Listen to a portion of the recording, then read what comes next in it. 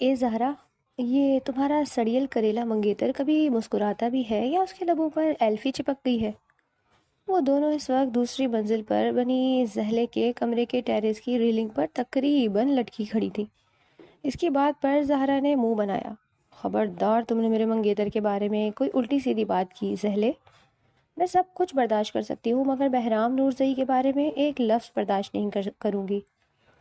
زہرا نے انگلی اٹھاتے اسے وارن کیا تو اس نے اپنا گلابی لب دانتوں تلے دبایا اور پھر سے نیچے جھانکنے لگی۔ نیچے وہ بلیک شلوار قمیض میں اپنی رینج روور کے پاس کھڑا دنیا جہان کی سنجیدگی، بردباری اور متانت اپنے وجیحہ ترین چہرے پر سجائے اکبر علی اور عادل کے ساتھ باتوں میں مصروف تھا۔ زہرا نے اسے دیکھ اپنا دوپٹہ اچھے سے اپنے گرد لپیٹا، جبکہ زہلے جو حسب معمول اس وقت بلیک ٹراؤزر اور light brown long T shirt میں بغیر کسی دوپٹے کے تکلف کے لاپرواہی سے کھڑی تھی، زہرا کو دیکھ کر رہ گئی۔ یہ تمہارے ٹپیکل فیوڈل لارڈ کی سوچ حسب روایت بہت محدود اور چھوٹی معلوم ہوتی ہے زہرا، جو لوگوں کو ان کے کپڑوں سے جج کرتا ہے شاید۔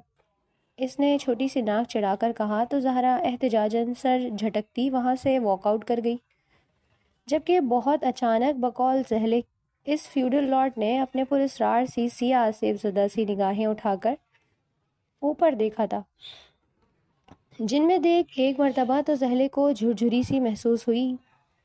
کیا نہیں تھا ان نگاہوں میں؟ اس کا یہ مغربی حلیہ دیکھ کر شدید ناگواری، حقارت یا پھر تنفر؟ اس گھمنڈی مغرور شخص نے ایک نگاہ اوپر دیکھ کر اپنی نگاہ اس سے یوں پھیری جیسے وہ آشوب چشم کی مریضہ ہو، اور بہرام نورزئی کے اسے دیکھنے سے یہ معتدی بیماری جیسے اسے چمٹ ہی جائے گی۔ زہلے جلدی سے پیچھے ہٹی۔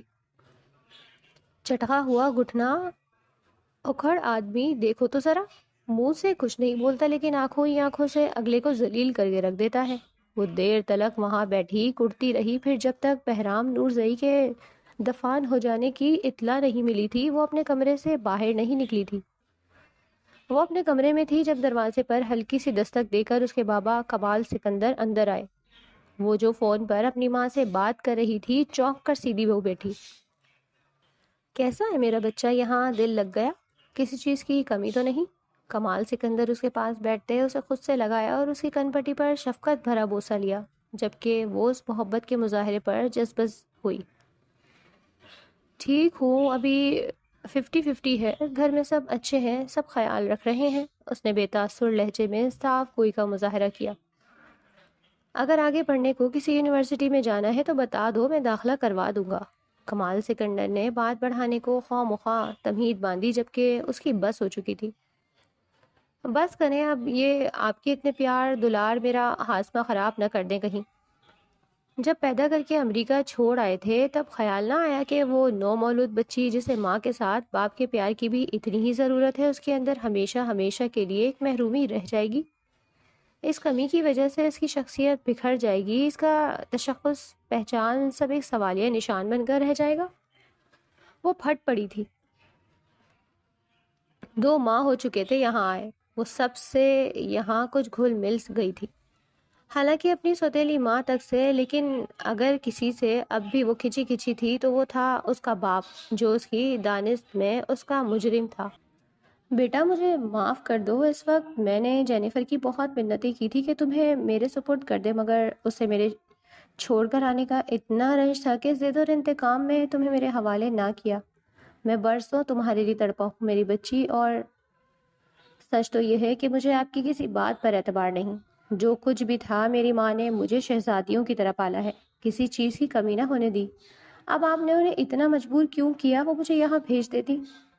وہ چٹک پڑی، جبکہ کمال سکندر نے بے بسی سے اس کی جانب دیکھا، جو ان کے جگر کا ٹکڑا تھی مگر ہمیشہ سے ان کے سائے سے محروم، ان سے بہت دور، لیکن اب وہ چاہتے تھے کہ زہلے کمال ہمیشہ ان کی نگاہوں کے سامنے رہے، چاہے اس کی پرورش وہاں ہوئی تھی مگر باپ کی نسبت سے اس کا دین اسلام تھا، اور انہوں نے صاف صاف جینیفر سے کہا تھا کہ وہ زہلے کی شادی یہاں کسی مسلمان لڑکے سے کریں گے۔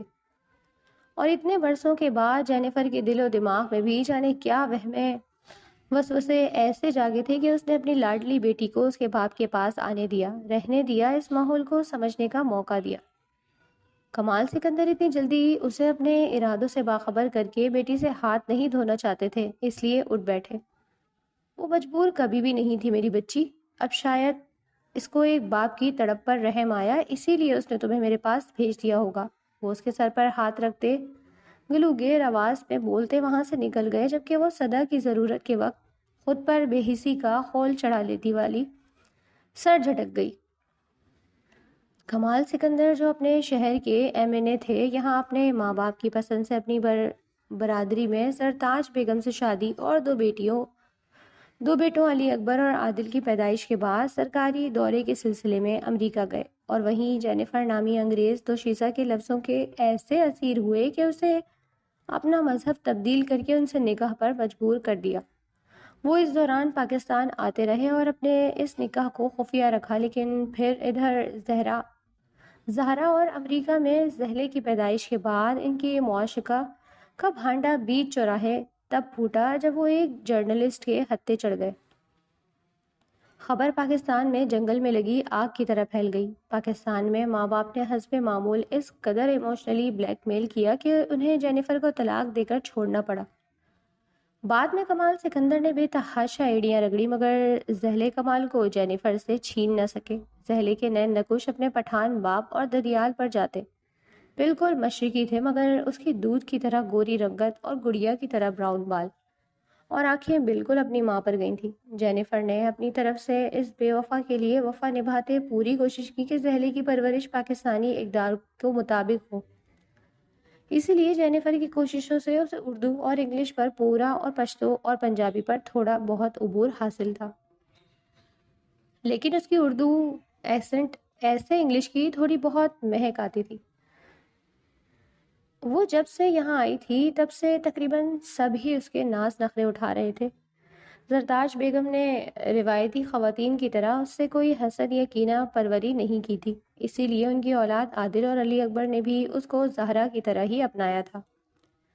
رہی زہرا تو وہ اس کی ہم عمر تھی، وہ دونوں 21 سال کی ہو چکی تھی، وہ بھی کافی بے ضرر تھی، اس کے ساتھ دوستوں کی طرح رہ رہی تھی۔ وہ ابھی گھر سے باہر اتنا نہیں نکلی تھی کیونکہ یہاں کے لوگ عجیب طرح سے گھور گھور کر دیکھتے تھے، کیونکہ یہ کوئٹہ شہر تھا۔ زہرا کی منگنی اس کی چھوٹی خالہ گلتاج کے بیٹے بہرام نورزئی سے اس کے بچپن میں ہی ہو چکی تھی۔ بہرام نورزئی نے اپنے باپ دادا کا عہدہ سنبھالتے علاقے کے جرگے میں شمولیت اختیار کی تھی اور ان کا خاندانی مائننگ کا کاروبار تھا۔ بہرام کے 2 بڑے بھائی اور بہنیں تھیں جو سب شادی شدہ تھے، اور اس کی بھی شادی کی تیاری چل رہی تھی۔ بہرام نورزئی نے اپنی گاڑی سکندر منزل کے پورٹیکو میں کھڑی کی ہے اور مضبوط قدم بڑھاتا اندر کی جانب بڑھا۔ 29 سالہ وہ 6 فٹ سے نکلتا قد، کثرتی مضبوط جسم کا مالک، اپنے پورے خاندان کی طرح سرخ و سفید پٹھان تھا۔ وہ بہت کم تھا جب دونوں بڑے بھائیوں نے شادی کر کے اپنی الگ دنیا بسا لی تو بوڑھے ماں باپ اور بہنوں کی پوری ذمہ داری اس نے خود اٹھائی۔ اس لیے وہ بہت پہلے اپنی عمر سے کئی زیادہ میچور، سنجیدہ اور بردبار ہو گیا تھا۔ اب تو 29 سال کا وہ مرد تھا جس کا غصہ اس کی فطرت میں شامل تھا، انتہا کا ضدی، اکھڑ مزاج اور اپنے اصولوں پر سختی سے عمل کرنے والا، سخت مزاج اور کسی حد تک اقامت پسند۔ اسے لڑکیوں کی آزادی، بے باکی اور بے پردگی سے خاص نفرت تھی، تبھی وہ اپنے خالق کی اس امریکہ پلٹ بیٹی کو سخت ناپسند کرتا تھا۔ وہ اسے کہیں بھی دکھ جاتی تو اس کا موڈ بری طرح خراب ہو جاتا۔ وہ اس کی بے پردگی سے نفرت کرتا تھا۔ وہ آج شاپنگ پر زہرا کو لے جانے کے لیے ان کے گھر آیا۔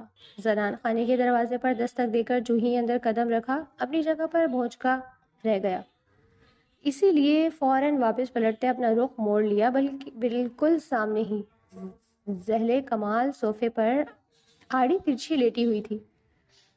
اسکائی بلو ٹی شرٹ پہلو سے تھوڑی اوپر سرکی ہوئی تھی، جس کا اسے ہوش تک نہیں تھا کیونکہ وہ اپنے اوپر پاپ کارن کا باؤل رکھے پڑی تھی۔ اسکائی بلو ٹراؤزر دودھیا گلابی ٹخنوں سے تھوڑا اوپر سرکا ہوا تھا۔ منظر کچھ یوں محسوس ہوتا تھا جیسے آسمان سے 14ویں کا چاند جگہ جگہ سے اپنی چھپ دکھلا رہا ہو۔ وہ اس اکڑو بد مزاج کو یوں اندر آ کر رخ موڑتے دیکھ گڑبڑا کر سیدھی ہوئی، اپنے کپڑے درست کیے اور اپنے نیچے دیے اسکارف کو کھینچ کر سر پر لیا۔ ارے بیٹا آؤ، وہاں کیوں کھڑے ہو؟ زرتاج بیگم نے کچن سے نکلتے اسے آواز دی تو لال انگارہ آنکھیں لیے سرخ چہرے اور بھیجے جبڑوں کے ساتھ وہ ان کی آواز پر لاؤنج میں داخل ہوا، جہاں وہ اب لاپرواہ سی پاپ کارن کھاتی، اپنا قیمتی ترین موبائل اسکرولنگ کرتی اوپر اپنے کمرے میں جا رہی تھی۔ مگر اپنے کمرے میں جاتے کچھ کاٹدار الفاظ اس کی سماعتوں میں زہر بن کر اترے۔ میرا خیال ہے دستک کا یہی مطلب ہوتا ہے کہ خالہ، جس نے پردہ کرنا ہے کر لے، مگر یہاں مغربی ماحول میں پردہ کچھ بے حیا لوگوں کو اپنی عفت و عصمت کی کوئی پرواہ ہی نہیں۔ اس نے اپنے منہ سے شعلے اور شہد اگلا۔ چھوڑو نا بہرام، ابھی نئی نئی تو آئی ہے، وہ یہاں کی روایت اور اقدار سمجھنے میں وقت لگے گا اسے۔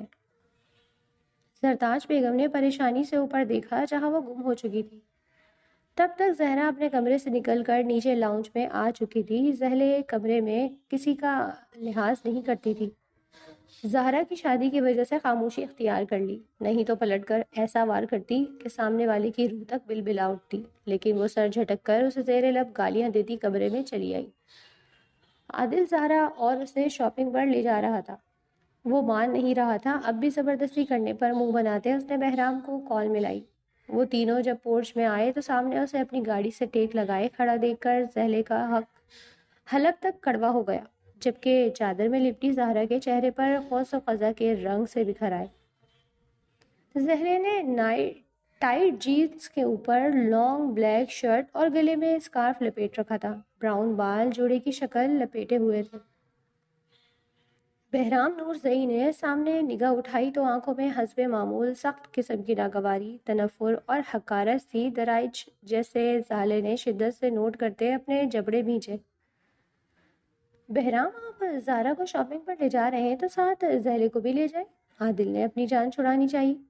ہرگز نہیں، مجھے کوئی مجبوری نہیں ہے خود نمائی کرتے ہوئے شو پیس کو ساتھ لے کر گھومنے کی، جو آئی کینیڈی بننے میں فخر محسوس کرتی ہو، جسے نہ اپنی عزت و ناموس کی پرواہ ہو نہ اپنے خاندان کی۔ اس نے اس قدر نفرت و حقارت سے کہا تھا کہ زہلے وہ دونوں اپنی جگہ پر سن کھڑے رہے۔ مائی فٹ، آپ اپنے آپ کو سمجھتے کیا ہیں؟ بہت ہی کوئی نیک پارسا ہے؟ اپنی شکل دیکھیے، اپنی آنکھیں سینک لی ہے تو ہی اتنا پتا ہے نا کہ میں آئی کینیڈی بنی ہوں یا شو پیس۔ پھنکارتا سا لہجہ تھا۔ زہرے نے تمام اگلے پچھلے حساب ایک ہی بار میں بے باک کیے تھے۔ یہ بہرام نورزئی کا دھڑ دھڑ جلتا لال بھبو کا چہرہ بتا رہا تھا۔ Shut up you! وہ حلق کے بل دھاڑا تھا، مگر زہلے پاؤں پٹکتی وہاں سے جا چکی تھی۔ او بھائی پلیز، خدا کے لیے جانے دیں، عادل نے بمشکل اسے سنبھالا۔ وہ کچھ بھی کہے سنے بغیر آگ کے ڈھیر پر بیٹھا وہاں سے نکل آیا۔ دونوں گھر ساتھ ساتھ تھے۔ یہ بد کلامی تمام ملازمین کے سامنے ہوئی تھی۔ تبھی خبر تیزی سے پھیل گئی کہ بہرام نورزئی اور زہلے کمال کی لڑائی ہوئی ہے۔ آج زہرا کی مایوں تھی، تمام رشتہ دار ایک دن پہلے ہی سکندر منزل پہنچ گئے تھے۔ زہرا کی دیگر کزنز نے ان کے فارم ہاؤس پر جانے کی اجازت مانگی، جو بڑوں سے مل بھی گئی۔ اس میں بھی ہٹ دھرمی اور دھونس زہلے کی ہی تھی، کیونکہ وہ جب سے آئی تھی کہیں گھومنے پھرنے نہیں گئی تھی۔ فنکشن رات کا تھا، تو زہرے نے زہرا کو بھی ساتھ گھسیٹا اور وہ سب کمال سکندر کے فارم ہاؤس اور مائننگ سائٹ پر چلے آئے۔ وہ 7-8 کزنز تھیں جو اب فارم ہاؤس گھوم پھر کر دیکھ رہی تھیں۔ زہلے اس وقت سیاہ جینس کے اوپر یلو لانگ ٹی شرٹ میں تھی، اسکارف گلے میں ہی جھول رہا تھا۔ فارم ہاؤس میں ایک طرف کئی جانوروں کے پنجرے تھے، جبکہ وہاں لان میں سیبوں کے درختوں کے درمیان سفید روئی جیسے خرگوش آزاد گھوم رہے تھے۔ وہ ایک خرگوش کے بچے کا پیچھا کرنے لگی جو غلطی سے فارم ہاؤس کا پچھلا گیٹ پار کر گیا تھا۔ زہلے اس کے پیچھے تھی، وہ بہت پھرتیلا تھا۔ جو بھاگے جا رہا تھا، بہت جلد زہلے کو اندازہ ہوا وہ سنگلاخ چٹانوں اور سوکھے درختوں کے بیچ چلتی ہی بھٹک گئی۔ اس کے بعد اس نے جو منظر دیکھا وہ دل دہلا دینے والا تھا۔ سامنے ہی ایک شیطان، جس نے ماسک پہن رکھا تھا مگر خباثت اور شیطانیت اس کی آنکھوں سے ٹپک رہی تھی، دن دہاڑے اپنے بڑے بڑے منہ والے کتوں کے جھنڈ کے ساتھ اس کی جانب بڑھ رہا تھا، ہوں جیسے اس نازک جان کو بھبورنے اس کی جانب بڑھ رہے ہوں۔ تب ایک دل خراش چیخ کے ساتھ وہ اندھا دھند بھاگی، بجلی کی رفتار سے بھاگتی وہ کتوں اور اس حیولے سے دور، بہت زیادہ دور تک نکل آئی۔ لیکن رک نہیں سکتی تھی۔ اگر رکتی تو وہ درندے اسے نوچ کھاتے۔ اس بھاگنے کے دوران کانٹوں میں الجھ کر اس کے کپڑوں میں خروچیں پڑ چکی تھیں، بلکہ ایک آستین اور دامن سے تو وہ پھٹ بھی گئے تھے۔ خود کو بھی کانٹے چبھے، صرف پاؤں سلامت تھے جو پنک جاگرز میں تھے۔ کانٹے دار جھاڑیوں کے بیچ بھاگتے اسے ایک زاد راہ دکھائی دی۔ وہاں کسی دوسرے فارم ہاؤس کی بہت اونچی دیوار تھی، مگر زہلے دیوار کے پاس لگے درخت کے تنوں کا سہارا لیتے بہت پھرتی سے دیوار پر چڑھ کر اندر کود گئی۔ دیوار بہت اونچی تھی اور سامنے لوہے کا فالتو سامان، لوہے کی کوئی چیز اس کے سر کو لگی تھی، تبھی وہ بے ہوش ہو کر وہیں گر پڑی۔ پتہ نہیں اسے کب اور کتنی دیر بعد ہوش آیا۔ جب آیا تو سر پھوڑے کی طرح دکھ رہا تھا۔ اس نے کرہ کر اپنے سر پر ہاتھ رکھا تو ہاتھ خون سے لت پت ہو گیا۔ وہ لڑکھڑاتی بمشکل اٹھی۔ یہ کسی عمارت کی بیک سائڈ تھی۔ وہ بمشکل خود کو گھسیٹ کر کوئی روزن ڈھونڈنے لگی۔ یہ کسی کمرے کا پچھلا دروازہ تھا۔ وہ دروازے میں داخل ہوئی تو جیسے کسی محل کی شاہی کمرے میں پہنچ گئی، لیکن اسے اس کمرے سے وحشت سی ہوئی تو وہ کمرے کا داخلی دروازہ کھول کر اس کے شیشوں سے بنے لاؤنج میں داخل ہوئی۔ سکندر منزل میں کوہرام برپا ہو چکا تھا۔ زہلے کو فارم ہاؤس سے غائب ہوئے 3 گھنٹے ہو چکے تھے اور اس دوران کمال سکندر نے کوئٹہ کا چپا چپا چھان مارا تھا، مگر زہلے کہیں بھی مل کر نہیں دی۔ بہرام نورزئی اس وقت اپنے فارم ہاؤس میں موجود تھا اور قبیلے کے جرگے کے تمام معزز افراد بھی وہاں ایک اہم ترین فیصلہ کرنے کے لیے موجود تھے۔ علاقے کے اونچے قبیلے کے لڑکے نے ایک کسان کی بیٹی سے زیادتی کی تھی، جس کی سزا اسے زندہ سنسار کر کے دی جانی تھی۔ یہ فارم ہاؤس بہرام کی مائننگ سائٹ کے قریب تھا۔ یہ جرگے کے حساس اور خفیہ جگہ تھی، کیونکہ جھیل پر فوجی چھاؤنیاں تھیں اور ان کے خاندان کا سیاست سے تعلق تھا۔ اسی وجہ سے جرگے کا کوئی حساس فیصلہ، مثلا موت کی سزا یا منی کرنے کے فیصلے، قانون اور فوج کے چھپ کر یہاں ہوتے تھے۔ اب بھی جرگے کے سربراہ سر جوڑے فیصلے پر غور کر رہے تھے جب کمال سکندر اور ان کا پورا خاندان، حتیٰ کہ بہرام کے اپنے گھر والے، بے تحاشا پریشان حال سے فارم ہاؤس آئے۔ بہرام نورزئی، میری بچی جانے کہاں گم گئی ہے، میرے فارم ہاؤس سے غائب ہو گئی ہے، 3 گھنٹے ہو چکے ہیں، پورا کوئٹہ چھان مارا ہے مگر نہیں مل رہی۔ تم تو تنکوں کے ڈھیر سے سوئی بھی ڈھونڈ لاتے ہو نا، خدا کے لیے بیٹا میری بچی ڈھونڈ لاؤ۔ کمال سکندر گڑ گڑائے مگر پھر ایک نحیف کمزور سی آواز پر جاں حلق میں اٹک گئی۔ بابا! وہ گرتی پڑتی کمرے سے باہر آتی شیشوں والا لاؤنج پار کر گئی جہاں سے اسے اس کے بابا نظر آئے۔ بڑی محفل میں موت کا سر سناٹا پھیل چکا تھا۔ بہرام نورزئی سمیت سب کو یوں سانپ سونپ گیا جیسے موت کا منظر سامنے دیکھ لیا ہو۔ پورے خاندان اور جرگے کے تمام افراد نے اس لڑکی کو شیشے کے اس پار سے ایسی حالت میں بہرام نورزئی کے فارم ہاؤس کے بیڈ روم سے نکلتے دیکھا تھا، قیامت صغریٰ تو برپا ہونی ہی تھی۔ کمال سکندر لپک کر آگے بڑھے اور اسے اپنی مردانہ چادر میں لپیٹا۔ تب تک وہ پھر سے بے ہوش ہوتی ان کے بازوؤں میں جھول گئی تھی اور واقعی جرگے میں قیامت صغریٰ برپا ہو گئی تھی۔ یہ پورے خاندان میں کوہرام مچ گیا تھا۔ جرگے کے معزز افراد اور ہر کوئی بہرام نورزئی سے سوال کر رہا تھا، وہ لڑکی اپنے باپ کے فارم ہاؤس سے اس کے فارم ہاؤس کے اس کے بیڈ روم میں کیسے اور کیوں پہنچی، اور اس کی یہ حالت کیسے ہوئی۔ کوئی ان کے بیچ ہوئی تازہ تانی لڑائی کا بھی ذکر مرچ مسالے لگا کر رہا تھا۔ بہرام نورزئی کو لگا 7 آسمان اس کے سر پر ٹوٹ پڑے ہیں۔ زندگی میں اتنی بے عزتی، اتنی ذلت اور رسوائی کبھی نہ سہی تھی جتنی اس کچھ وقت میں سہلی تھی۔ وہ مجرم نہ ہوتے ہوئے بھی ان سوالات پر جیسے زمین میں گڑ کر رہ گیا۔ دل کیا اس بے حیا لڑکی کو مار کر خود بھی اس جرگے میں مر جائے تو اس کی برسوں کی بنی بنائی عزت، کردار اور اس کے ساکھ کی دھجیاں اڑانے پتہ نہیں کون سے آسمان سے بلائے ناگہانی موت بن کر اس کے فارم ہاؤس میں ٹپک پڑی۔ اس کے دل و دماغ میں نفرت اور غیظ و غضب کی طوفانی لہریں اٹھنے لگی۔ پورے ہجوم میں اس کے خلاف مکھیوں سے بنبناہٹ ہو رہی تھی اور وہ اس قدر بے بس تھا کہ چاہ کر بھی کچھ نہیں کر سکتا تھا۔ ہاں، لیکن خاندان کے فالتو لوگوں اور ان لوگوں کو اس نے واپس روانہ کر دیا تھا جن کا یہاں فیصلہ کیا جانا تھا۔ اب یہاں صرف اس کے اور زہلے کے گھر والے اور جرگے کے اعلیٰ عہدیدار وہاں موجود تھے۔ ڈاکٹر آیا، اس کا چیک اپ ہوا، ان سب کو اس کے ہوش میں آنے کا انتظار تھا۔ یہ انتظار کی گھڑیاں موت کی اذیت کے برابر تھیں، کیونکہ اس لڑکی کی اتنی سی بے ہوش کر دوران ان دونوں کی بدنامی اور رسوائی جسے پورے علاقے میں جنگل میں لگی آگ کی طرح پھیل گئی تھی۔ یہ انتظار کی گھڑیاں عذاب تھیں لیکن گزر ہی گئیں۔ تقریباً پونے گھنٹے بعد اسے ہوش آیا۔ جب زہلے کی آنکھ کھلی تو اس نے خود کو اسی انجانے شیشے سے بنے لاؤنج میں پایا، لیکن اس کے بابا عادل اور علی اکبر اس کے پاس تھے۔ بابا، وہ ہوش میں آتی ان سے لپٹی کمال سکندر جو جیسے مر چکے تھے اسے اپنے ساتھ لگا کر رو پڑے۔ بزاد لڑکی، تم پہلے مجھے یہ بتاؤ گی یہاں میرے فارم ہاؤس میں میرے بیڈ میں کیوں اور کیسے آئیں؟ کیا کر رہی تھی یہاں؟ تب جانے کہاں سے نکل کر بہرام نورزئی خوخار بھیڑیا بنا اسے جان سے مار دینے اس کی جانب لپکا۔ لاؤنج میں چیخو بخار مچ گئی۔ بہرام کے بھائیوں نے اسے لپک کر دبوچا تھا۔ اپنے غیظ و غضب، غصے اور اس منہ زور جوانی پر قابو رکھو بہرام نورزئی۔ ایک تو وہ مظلوم ہے، جانے اس پر کیا بیتی ہے۔ جب تک سچائی پتہ نہیں چلتی تم بھی شک کے دائرے میں کھڑے ہو، اوپر سے بھرے جرگے کے سامنے بچی کو ڈرا دھمکا رہے ہو۔ اس کا ہم کیا مطلب سمجھے؟ تم جو یہاں مصنف بن کر زیادتی کا فیصلہ سنانے آئے تھے، ایک بچی کی یہاں زندگی برباد ہو گئی ہے اور الٹا تم اسے مارنے دوڑ رہے ہو۔ میں پوچھتا ہوں ہمت کیسے کر رہے ہو؟ جرگے کے ایک بزرگ سربراہ نے اشتعال انگیز لہجے میں غراتے اسے خبردار کیا۔ بہرام نورزئی، جس نے کبھی اپنے سامنے کسی کی بلند آواز نہیں سنی تھی، اپنی جگہ پر سن ہو گیا۔ بیٹی تم بتاؤ کیا ہوا، یہاں کیسے پہنچی؟ اس بزرگ نے زہلے سے پوچھا تھا۔ وہ سر میں لگی چوٹ کی وجہ سے کچھ بول نہیں پا رہی تھی، مگر پھر ٹوٹے پھوٹے الفاظ میں تمام ماجرا کہہ سنایا۔ غلطی سے بابا کے فارم ہاؤس سے نکلی تو میرے پیچھے ایک نقاب پوش اور اس کے کتے پڑے ہوئے تھے، اسی لیے بھاگ کر یہاں پناہ لی۔ سر میں چوٹ لگنے کی وجہ سے میں بے ہوش تھی، جب ہوش آیا تو یہاں تھی، اس نے مختصراً بتایا۔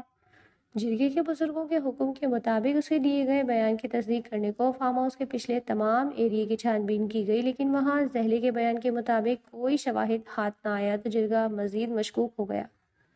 اب بات دراصل یہ ہے بہرام نورزئی کہ ہمیں بچی کے بیان کے مطابق کوئی شواہد نہیں ملے۔ یہ شاید اس کے ساتھ کوئی گھناؤنا جرم کرنے کے بعد اسے اتنا ڈرایا دھمکایا گیا ہے کہ یہ سچ بیان ہی نہیں کر پا رہی اور اپنی جان بچانے کو جھوٹی سچی کہانیاں گڑھ رہی ہے۔ تو اب بتاؤ تمہارے ساتھ کیا کیا جائے؟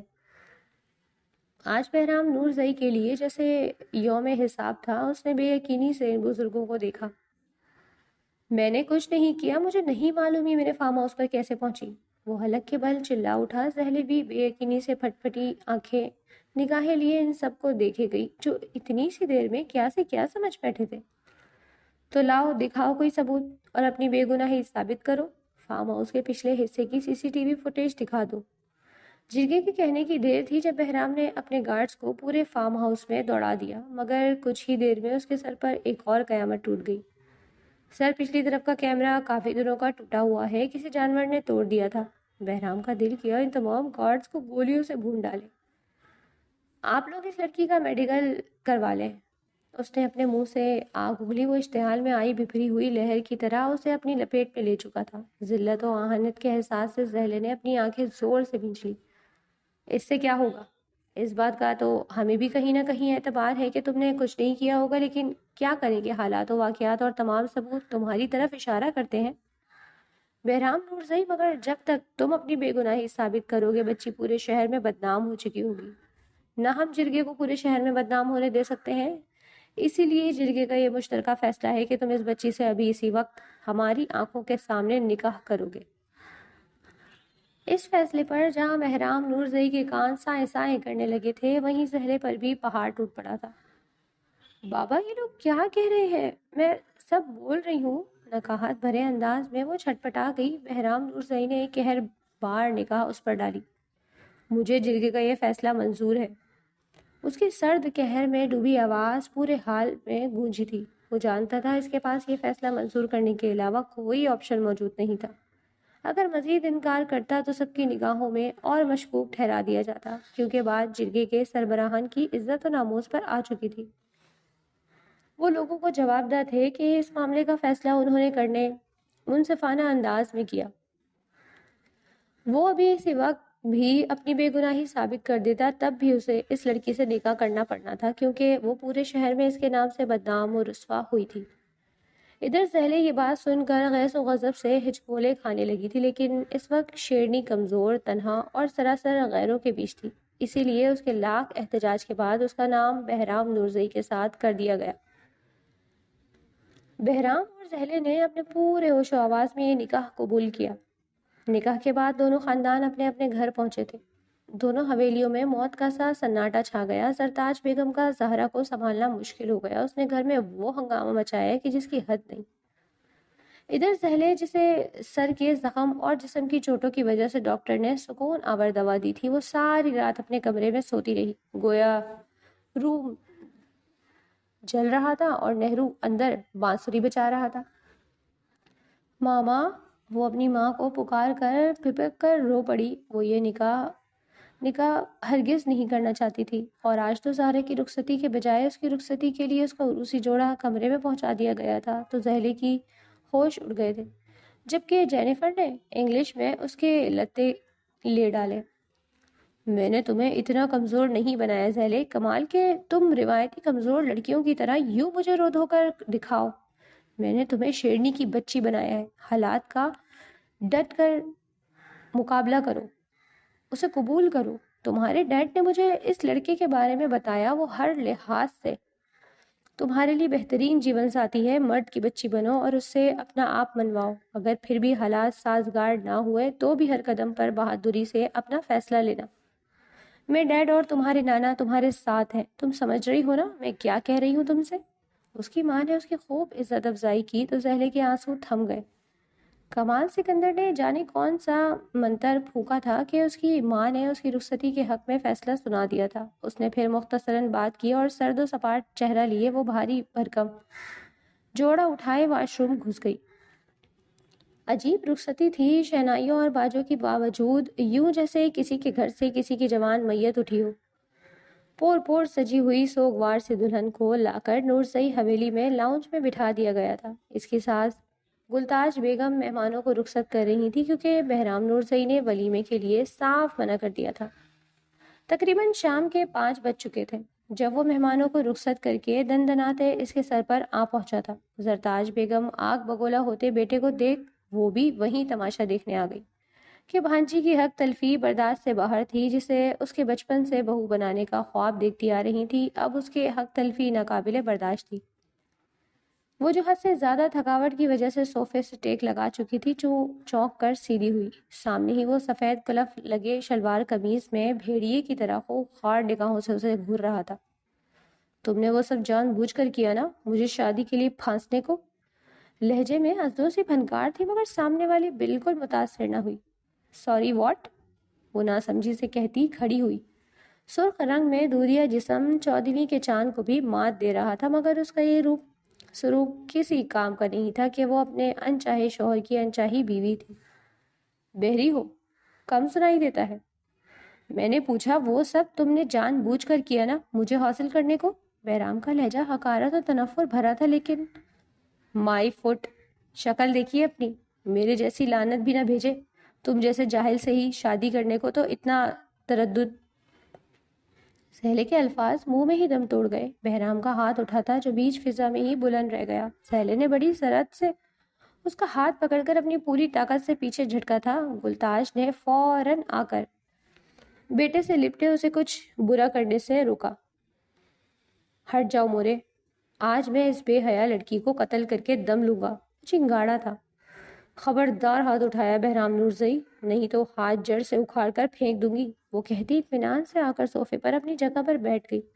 تم لوگ ظلم کرنا چاہتے ہو مجھ پر، تو تم لوگوں کی اطلاع کے لیے بتاتی چلوں کہ اکیلی میں امریکن نیشنلٹی ہولڈر ہوں۔ میری ماں سے میری روز بات ہوتی ہے، ایک دن بھی بات نہ ہوئی تو تمہارا سارا خاندان جیل میں ہوگا۔ میں نے کوئی شکایت لگا دی تو میرا نانا وہاں نیشنل اسمبلی میں ہے اور وہ یہاں قیامت مچا دے گا۔ پھر تم لوگوں کو پتہ ہے نا امریکن ڈالرز کی جب بارش ہوتی ہے تو تمہارے بڑے بڑے عہدیداروں میں چند ایک بڑے مگر کچھ اپنی ماں تک بیچنے کو تیار رہتے ہیں۔ یہ تو پھر بھی ایک حق بجانب کیس ہوگا، تو اگر پورے ٹبر نے ویگو ڈالوں کی سیر کرنی ہے تو لگاؤ مجھے ہاتھ۔ اس نے اطمینان سے کہتے گلتاج بیگم کے اس سے مار پیٹ کے تمام ارادے خاک میں ملا دیے۔ ارے یہ دیدہ ہوائی لڑکی کیا طوفان لائے گی اس حویلی میں؟ طوفان لانے کی کیا ضرورت ہے، میں خود ایک طوفان ہوں۔ اس کا اطمینان قابل دید تھا۔ مورے مجھے یہ بے شرم ذلیل لڑکی اپنے آس پاس بھی نہیں چاہیے. میں اس فضا میں سانس بھی نہیں لینا چاہتا جہاں یہ سانس لیتی ہے. میرے کمرے میں جانا تو بہت دور کی بات ہے, کوئی اور کمرہ دے دیں اسے. وہ جبڑے بھیجے کہتا وہاں سے اپنے کمرے میں جانے لگا. بہرام, یہ بیوی ہے تمہاری, لوگ کیا کہیں گے؟ ملازموں سے گھر بڑا پڑا ہے, پورے علاقے میں بات پھیل گئی ہے. گلتاج نے پہلے بدلتے کہا. ان کو تو لگا تھا ان کا بیٹا اس اتھری گوڑی کو بند کمرے میں لگام ڈالتے اس کے کسی بل نکال دے گا, مگر یہاں تو سارا معاملہ الٹ گیا تھا. مجھے کسی کی رتی برابر بھی پرواہ نہیں مورے, وہ دانت پیس کر بولا تھا. تبھی ذرا ٹھہر گیا کہ زہرا اجڑی بکھری حالت میں دندناتی اندر داخل ہوئی کہ اپنی حویلی میں تو باپ کا ڈر تھا, مگر یہاں وہ اپنے کچھ حساب کتاب برابر کر سکتی تھی. اس کی حالت دیکھ ایک مرتبہ تو زہلے بھی دھک سے رہ گئی. اپنے یہاں آنے کے فیصلے پر پل بھر کو پچھتاوا ہوا. میں نے اور میری ماں نے سوتیلی ہونے کے باوجود تمہیں سر آنکھوں پر بٹھایا اور تم نے ہمیں یہ صلہ دیا. سوتیلی بہن کا منگیتر ہتھیانے کو یہ ہتھ کنڈا کافی اونچا, آزمودہ اور پرانا تھا. جان بوجھ کر کیا نا یہ سب تم نے؟ زہرا کی تمسخر اڑاتی نگاہیں اس کے آر پار ہوئی. زبان نے تیزاب اگلا, مگر سامنے والی کا تحمل کمال کا تھا. تمہارے ساتھ پہلی دفعہ میں گھر سے باہر نکلی تھی زہرا, مجھے کیا معلوم تھا تمہارے شہزادہ گلفام کا فارم ہاؤس کس طرف ہے؟ کامن سینس کی بات ہے زہرا, اتنی سی بات سمجھ میں نہیں؟ چٹا. زہرا کا ہاتھ اٹھا تھا, اس نے زہلے کے منہ پر زناٹے دار تھپڑ رسید کر دیا, جو کہ اس نے بے تاثر چہرہ لیے بغیر ہلے جلے کھا بھی لیا, کیونکہ وہ جانتی تھی اس نے زہرا کی حق تلفی کی ہے تو کہیں نہ کہیں وہ گلٹی فیل کر رہی تھی. ادھر زہرا اس کی بات پر لاجواب ہوئی. یہی ہوتا ہے جب کوئی بے عقل شخص لاجواب ہو تو وہ الفاظ کا سہارا لینے کے بجائے ہاتھ پیر چلانا شروع کر دیتا ہے. جھوٹ بول رہی ہو تم, جھوٹی ہو. وہ چیختی چنگھاڑتی روتے ہوئے پھر سے اس کی جانب لپکی, لیکن اب کی بار گل زرتاج نے اسے پکڑ لیا. ادھر زہلے نے اس شخص کو دیکھا جو اطمینان سے وہاں کھڑا یہ تماشا دیکھ رہا تھا. بہرام نورزئی جو اس کی طرف دیکھ رہا تھا, اس کی آنکھوں میں پل بھر کو جھانکا تو جھرجھری سی آتی محسوس ہوئی. تبھی سر جھٹکتا اپنے کمرے میں چلا گیا. گلتاج نے زہلے کو الگ کمرے میں بھیج کر زہرا کو بھی گھر روانہ کیا. وہ اس کمرے میں تھی, اب اطمینان سے اپنے کپڑے بدل کر آئی تھی کہ اس کے باپ نے اس کی ضرورت کی ہر چیز اس حویلی پہنچا دی تھی. وہ جو سر پر چوٹ بھی آئی ہوئی تھی اور دن بھر کے تماشوں سے شدید ذہنی تھکاوٹ کا شکار تھی, بستر پر لیٹ کر جلد گہری نیند سو گئی. اس سارے جھنجھٹ سے نمٹ کر سب سے پہلے وہ ہاتھ منہ دھو کر سچائی تلاشنے میں نکلا تھا, اور جلد سچائی تک پہنچ بھی گیا. وہ فارم ہاؤس میں تھا اور ہر گارڈ کی اس کی لاپرواہی پر چمڑی ادھیڑی تھی. پھر ایک گارڈ نے بتایا کہ خوش قسمتی سے جو پچھلی جانب کی دونوں کیمرے ٹوٹے ہوئے تھے, ان میں سے ایک اسی دن توڑا گیا تھا اور اس دن کی فوٹیج فارم ہاؤس کے ریکارڈ میں موجود ہے. پھر اس لاپرواہی پر بھی بہرام نے انہیں کہیں کا نہیں چھوڑا تھا, اور اسی دن ہی چھان بین کے بعد اسے یہ بات بتا نہیں پائے تھے. جلدی سے فوٹیج مجھے دکھاؤ, بہرام نورزئی نے ہرا کر کہتے اپنا لیپ ٹاپ کھولا. گارڈ جلدی سے یو ایس بی لے کر آیا. بہرام نے عجلت بھرے انداز میں یو ایس بی لیپ ٹاپ کے ساتھ کنیکٹ کی. وہ سانس تھامے فوٹیج دیکھ رہا تھا جو فارم ہاؤس کی پچھلی دیوار کی پار کی تھی. وہ لڑکی جو اب اس کی بیوی تھی, اندھا دھند بھاگتے انتہائی خوف اور دہشت کے عالم میں اپنے پیچھے دیکھتے فارم ہاؤس کی طرف آئی تھی. وہ پھرتی سے دیوار پر چڑھ گئی. اس کے چند پل بعد ہی ایک سیاہ نقاب پوش اس کے خوخار کتے بہرام نورزئی کے فارم ہاؤس تک آئے. ٹھٹک کر رکے تھے. بہرام نورزئی کا تو کاٹو تو بدن میں لہو نہیں والا حساب تھا. اس نے بار بار اس نقاب پوش کو زوم کر کے دیکھا, مگر وہ پہچان نہیں پایا تھا کہ آخر یہ ہے کون. لیکن وہ نقاب پوش شاید اسے بہت اچھے سے جانتا تھا, تبھی زہلے کے پیچھے دیوار پھیلانے کی حماقت نہیں کی تھی. وہ اب اپنے کسی خنجر نما بڑے ہتھیار سے بڑی بڑی جھاڑیاں کاٹ رہا تھا, یقیناً جنہیں راستے پر گھسیٹ کر اپنے پاؤں کے نشان مٹائے ہوں گے, تبھی جرگے کے لوگوں کے ان کے پاؤں کے نشانات کہیں نظر نہ آئے. اس کے بعد کسی طریقے سے پتھر مار کر وہ کیمرہ بھی پھوڑ دیا. اس کے بعد اسکرین پر اندھیرا چھا گیا, اور شاید بہرام نورزئی کی زندگی میں بھی. اس نقاب پوش کا حلیہ نوٹ کر لو, بلکہ اس کا حلیہ اور ہر چھوٹی سے چھوٹی تفصیل اوپر کے عہدیداروں اور چھاونیوں تک پہنچا دو. پورا شہر چھان مارو, زمین آسمان ایک کرو یا پاتال کھنگال ڈالو. مجھے یہ آدمی ہر قیمت پر ہر حال میں اپنے سامنے چاہیے, سمجھے؟ اس نے اپنے بہت خاص آدمیوں کو اس کام پر لگا دیا تھا. وہ جرگے کو اپنی بے گناہی کے ثبوت دے کر تھکاوٹ زدہ سا گھر واپس آیا تھا، کیونکھ ساری رات پرسکون ہو کر سو نہیں پایا تھا۔ لیکن لاؤنج میں داخل ہوتے کچن سے سنائی دینے والی چند پھلجھڑیوں پر ٹھنڈی آہ بھر کر رہ گیا۔ حقیقت معلوم ہونے پر جانے کیا ہوا تھا کہ اس لڑکی کے خلاف دل میں تمام کدورت، نفرت اور غصے کا غبار جانے کیوں مگر اپنے آپ کسی جھاگ کی طرح بیٹھ گیا تھا، اور اب اس کی باتیں سنتے بہرام نورزئی کا دل کیا دیوار میں سر مار دے۔ اس کی شدید بھوک کی وجہ سے تقریباً صبح 7 بجے ہی آنکھ کھل چکی تھی۔ شدید قسم کی بھوک نے پیٹ میں چوہوں کی ریس لگا دی تو وہ حسب معمول اپنے لاپرواہ سے حلیے میں کمرے سے باہر نکل آئی۔ ٹی پنک لانگ ٹی شرٹ اور ہم رنگ ٹراؤزر میں اسکارف گلے میں لٹکائے وہ ہونکوں کی طرح راہداریاں کھنگال رہی تھی۔ جب فائنلی برتنوں کی آواز کے تعاقب میں کچن دریافت کر ہی لیا، وہ کچن میں آئی تو گل تاج بیگم اور ایک ملازمہ شاید ناشتے کی تیاریوں میں مصروف تھی۔ زہلے کو اشتہا انگیز خوشبو سے راحت سی محسوس ہوئی۔ ادھر گلتاج بیگم اسے کچن میں اس حلیے میں آتا دیکھ چونک گئی۔ وہ اطمینان سے ڈائننگ ٹیبل پر موجود سربراہی کرسی پر بیٹھ کر سیب اٹھا کر دانتوں سے کترنے لگی۔ جو بھی بنوا رہی ہیں جلدی سے ٹیبل پر لگا دیں، بہت زیادہ بھوک لگی ہے مجھے، اس نے اطمینان سے کہا۔ کیوں بھلا؟ جو کھانا ہے خود بنا لو، ہاتھ ٹوٹ گئے ہیں تمہارے؟ گلتاج بیگم نے سختی سے کہا۔ اگر ان کے بیٹے نے کسی کی پرواہ کیے بغیر اسے قبول نہیں کیا تھا تو وہ زحمت کیوں گوارا کرتی؟ فیملی پالیٹکس کھیلنی ہے آپ کو مجھ سے، لیکن بتاتی چلوں کہ میں اس کھیل میں بہت شاطر کھلاڑی ہوں، ہار جائیں گی آپ، زہلے نے کہتے ان کے 14 طبق روشن کیے تھے۔ کیا کرو گی تم؟ کیا کر سکتی ہو؟ گلتاج بھڑک گئی۔ کچھ نہیں، سب سے پہلے تو اپنے باپ کو فون کھڑکاؤں گی کہ میرے لیے ایک ملازمہ بھیج دیں، کیونکہ ان کے چہیتے داماد کی اتنی اوقات نہیں بن پا رہی کہ اپنی بیوی کو ایک عدد ملازمہ فراہم کر دے۔ تب پورے شہر کو پتہ چلے گا کہ آپ کا بیٹا کس لائق ہے۔ زہلے کا پرسکون لہجہ گلتاج کو مزید پتنگے لگا گیا۔ گھٹیا لڑکی، تم ساری پلاننگ کر کے یہاں آئی تھی میرے بیٹے کو اپنے جال میں پھانسنے؟ تو اور کیا، وہ کیا ہے نا، آپ کا بیٹا تو کافی جاہل اور جنگلی لیکن کمبخت بلا کا ہینڈسم ہے، بس اسی لیے میں تو لٹو ہو گئی۔ اس نے شرمانے کی بھرپور ایکٹنگ کرتے سرخ سیب کے پیچھے اپنا منہ چھپایا کہ گلتاج بیگم دانت کچکچا کر رہ گئی۔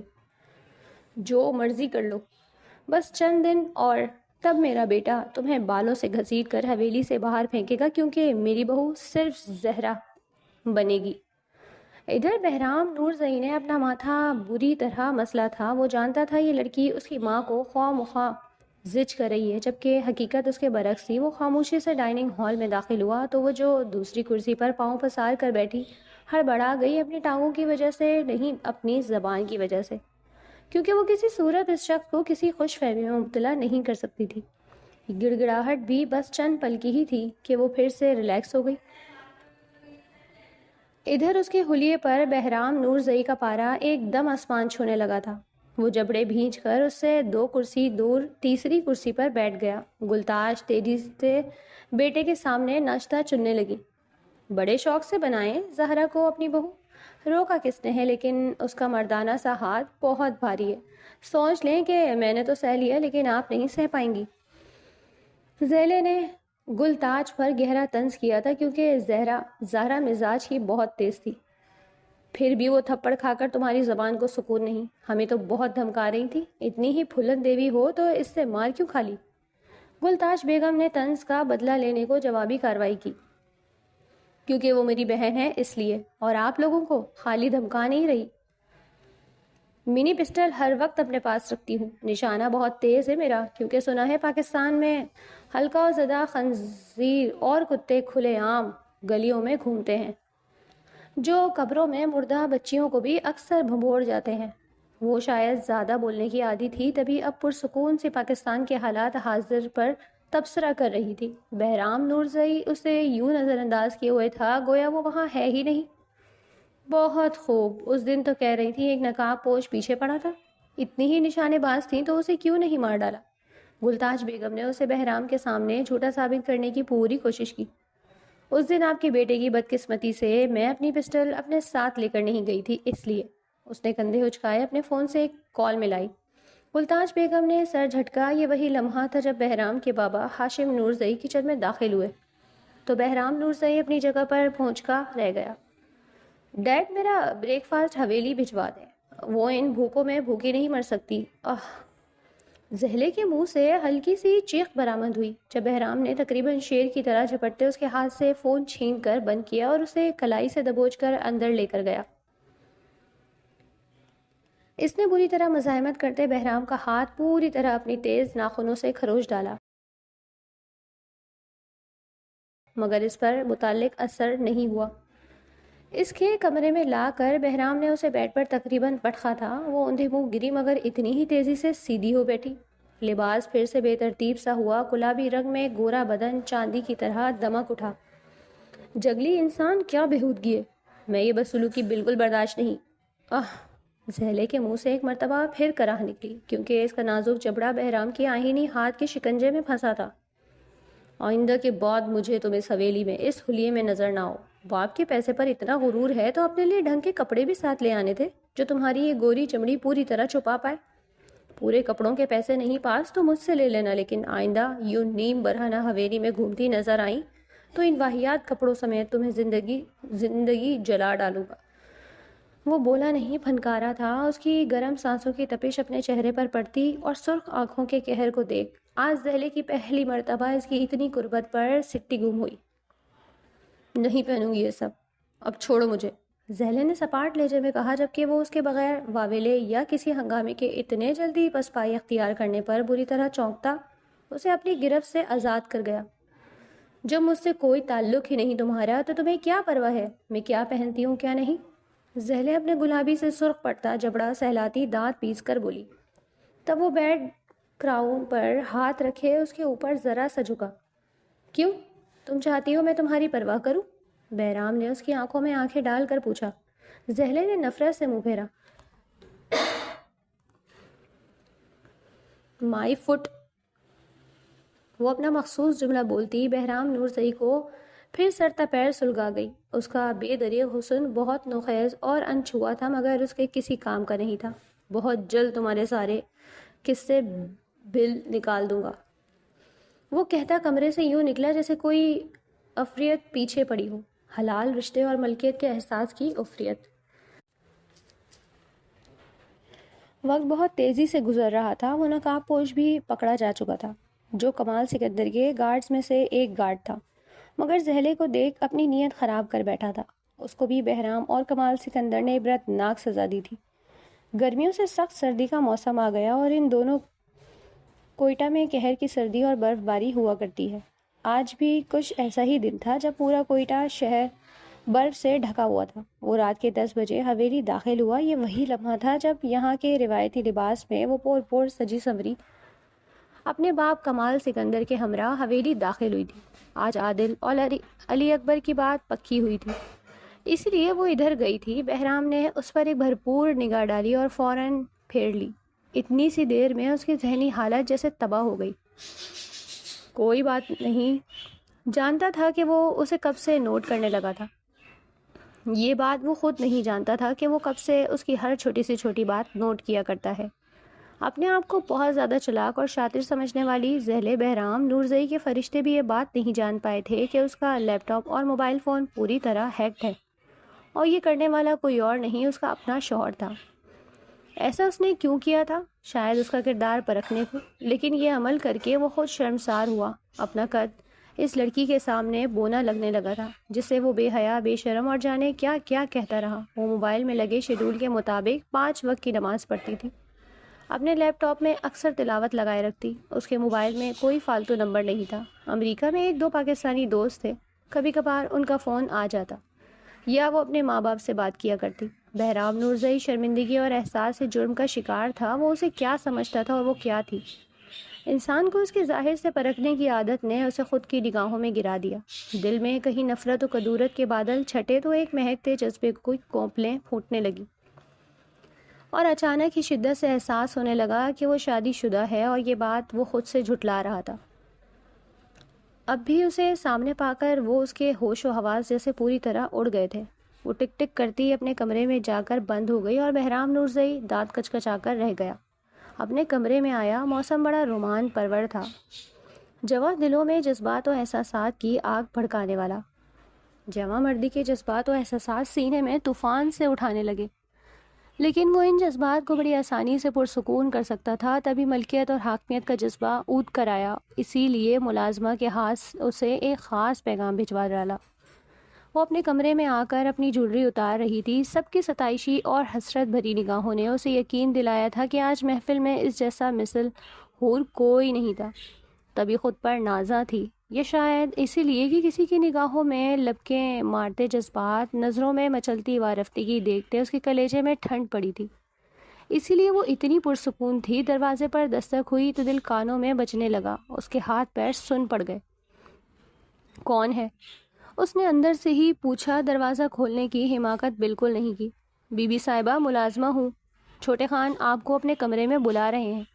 ملازمہ کی بات پر زہلے کو تو گویا تلووں سے لگی اور سر پر بجھی تھی۔ اپنے چھوٹے خان کو کہو بھاڑ میں جائے، میں سونے لگی ہوں، میں نہیں آ رہی۔ وہ بھڑک اٹھی تو ملازمہ سر پر پاؤں رکھ کر بھاگی اور منوان بہرام نورزئی تک ڈرتے ڈرتے اس کے تمام الفاظ پہنچا دیے۔ جاؤ تم یہاں سے، بہرام نے کہا اور ملازمہ کے جاتے گہرا مسکرا دیا۔ آج عشاء کی نماز بہت لیٹ ہو گئی تھی، جسے پڑھ کر وہ جائے نماز پر ہی بیٹھی تھی۔ جب ہلکے سے کلک کی آواز پر اس نے چونک کر پیچھے دیکھا اور گہرا مسکرائی۔ وہ جانتی تھی وہ ماسٹر کی لا کر یہ حرکت لازمی کرے گا۔ اس کے انکار پر فیوڈل لارڈ صاحب کی انا جو بلبلا اٹھے گی، اسی لیے انتظام کر کے بیٹھی تھی۔ اب کی بار سرپرائز ملنے کی باری باہر کھڑے بہرام نورزئی کی تھی، کیونکہ دروازہ ان لاک تو ہو چکا تھا مگر اپنی جگہ پر جام تھا۔ وہ کھڑکی تک آیا جو لوہے کی سلاخوں کے اس پار کھلی پڑی تھی، یہ شاید جان بوجھ کر کھلی رکھی گئی۔ کمرے کے دروازے کو کمرے کے بڑے صوفے نے نام کر رکھا تھا۔ اسے حیرت ہوئی، دھان پان سی وہ اپنی ضد میں اتنا بڑا صوفہ کیسے گھسیٹ گئی۔ زہلے نے کھڑکی میں دیکھا، وہ کھڑا اسے ہی گھور رہا تھا۔ زہلے چڑھانے والے انداز میں مسکرا دی۔ زہلے بہرام نورزئی دروازہ کھولو، اس نے دانت پیس کر کہا۔ اور وہ کیوں بھلا؟ اس نے آنکھیں گھماتے معصومیت کی حد کر دی۔ میں نے تمہیں اپنے کمرے میں بلایا تھا۔ بہرام کا لہجہ سراسر حکمیہ تھا۔ زہلے نے آئی برو اچکائی۔ کیوں بلایا تھا اپنے کمرے میں؟ وہ پرسکون سی پوچھتی جائے نماز سے اٹھتی اسے تہ لگا گئی۔ اگر دودھ پیتی بچی ہوتی تو بیٹھ کر ضرور وضاحت دیتا کہ کیوں بلا رہا ہوں۔ خیر سے تم امریکہ میں پلی بڑی ہو تو معلوم ہی ہوگا رات کو شوہر اپنی بیوی کو اپنے پاس کیوں بلاتا ہے۔ اس کا لہجہ طنزیہ نہیں تھا مگر جانے کیوں زہلے کے جسم میں سوئیاں سی چبھی تھی۔ جاؤ جا کر دوسری شادی کر لو، کیونکہ مجھے تمہاری بیوی بن کر تمہارے ان تمام جذبوں کی سولی نہیں چڑھنا۔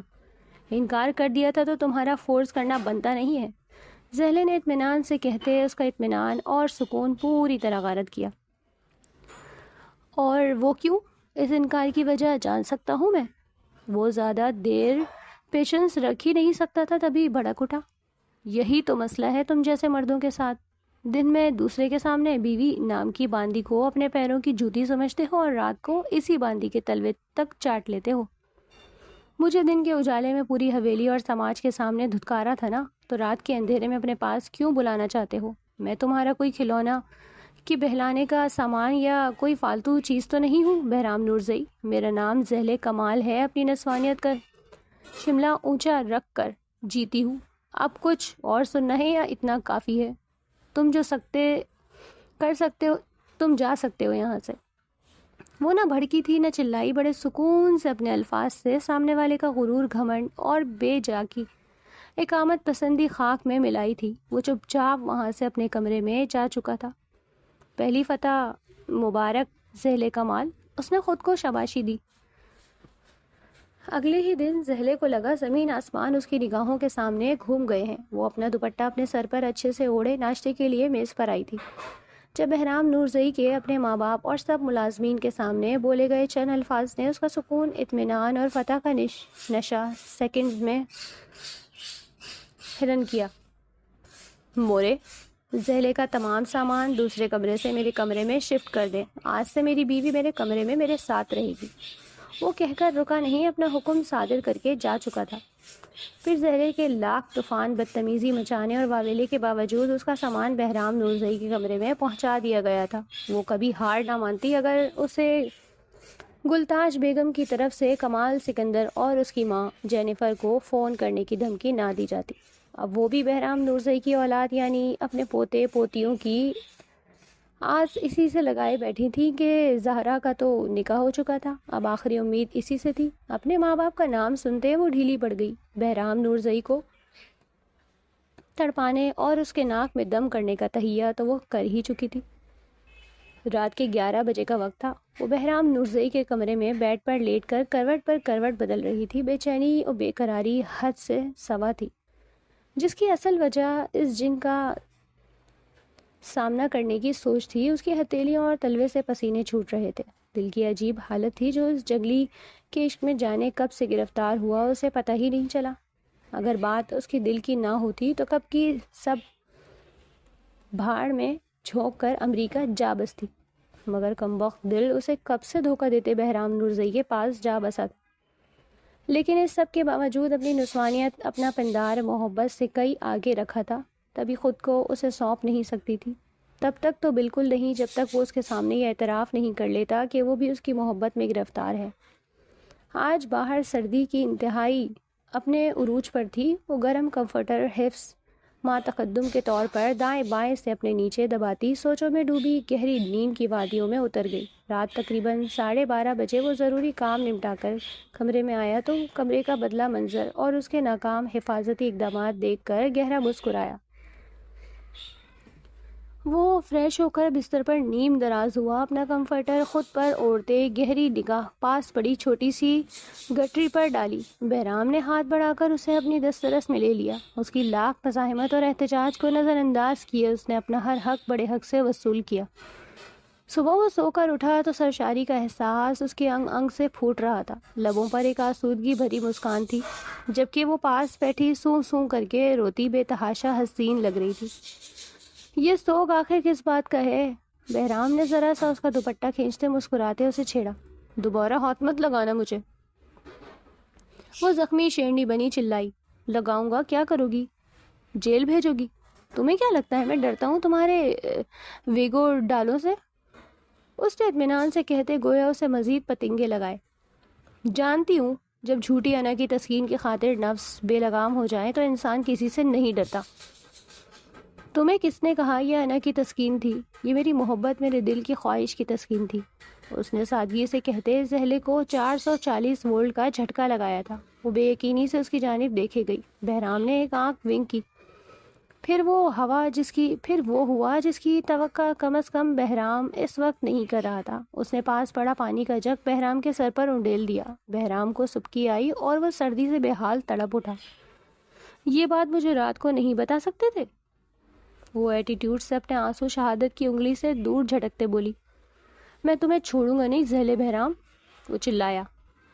پہلے پکڑ کر تو دکھاؤ، وہ کہتی ڈریسنگ میں گھس کر لاک لگانے لگی جب بہرام نورزئی نے اسے وہیں جا لیا۔